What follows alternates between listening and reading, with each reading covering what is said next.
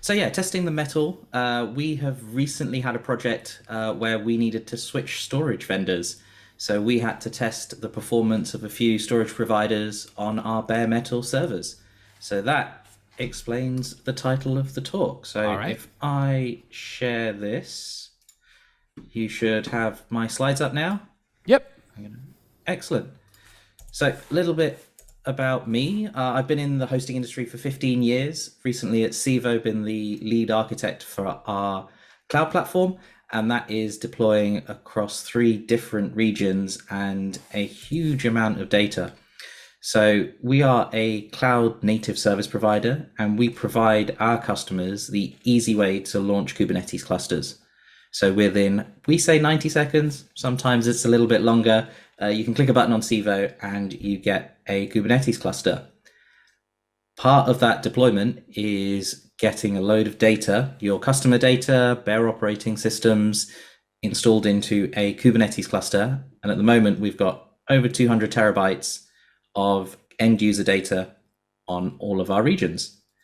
And what we had to do over the past 3 months is move all of that data from one CSI provider to another one. Obviously, one of the questions is why we were doing that. The contract with our existing provider was kind of coming up for renewal. So it was a great opportunity for us to go out to market, see what other projects were out there, see what other companies were out there. The storage space in Kubernetes is also moving really, really quickly. So the decisions that we made 2 years ago, 3 years ago when we started the project may not still hold up. So that was the opportunity that we had. And what I want to talk to you today is about how we went about evaluating the market, testing out some of the claims, and then kind of where we ended up. So maybe strangely, one of the top things on our list was a partnership.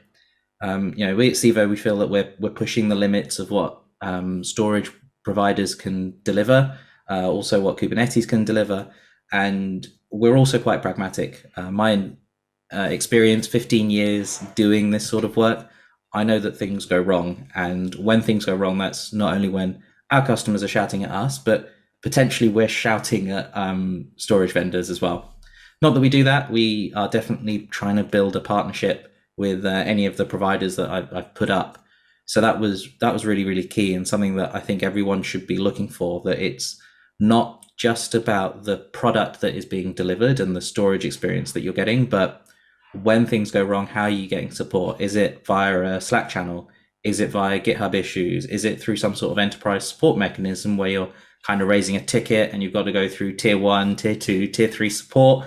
You've got to, we've all had these experiences where you go into tier 1 and they say, have you turned it off and on again? Yes, I've turned it off and on again. Okay, right. Can you get me these logs? And there are just all of these hoops that you've got to log, that you've got to go through before you can get support. What we were looking for is a company that understood what we were doing, and that when we phone up and say, hey, we've got a problem, we've done all of the basic things. We've turned it off and on again. We've already got log data. Here it is. It's a problem that we can't solve. We've not seen it before, or it's something we've seen before. We've got a run book that we can run through to fix the issue, but we're letting you know so that we can work towards getting a long-term solution and a fix in place. One of the other things that we were looking for is that it had to be open source, or as open source as possible. Avoiding vendor lock-in is really, really key for us. We've done one migration now, and when we were doing this, we were hoping that we wouldn't have to do another one. So that was very, very key. I mentioned underlying technology, that the storage environment and landscape is changing constantly. So are we able to see what is being used under the hood by these vendors? Do we kind of agree with it? Are there other options? So evaluating each of those and deciding on something that worked for us. The last two on there I put on, but they almost come as standard, right? You need to make sure that whatever solution you choose is performant, can scale, has durability of data. While yes, they're there, they should be taken as guaranteed, and you shouldn't overly need to test them, because you're hoping that whoever you partner with or whoever you work with has already got the performance tests, has already got the scalability tests and the durability testing done. So moving on to how we tested each of the vendors. So we're actually really lucky at Civo. We've got a test environment that is an almost exact replica of what we deploy into production. So we were able to install the storage options, and then we were able to run our installation stack against it. That meant we were able to compare the speed of launches between the current provider, any new providers, and then sort of just our key metric is cluster launch. So if storage vendor A was 10% slower on 90 seconds, you really do see that and you start feeling that build up quite quickly.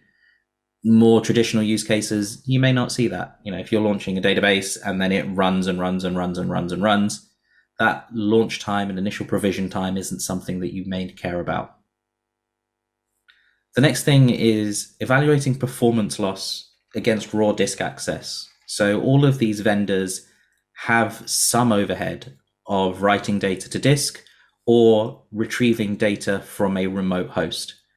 What we really care about is the percentage loss compared to if you were accessing the disk directly.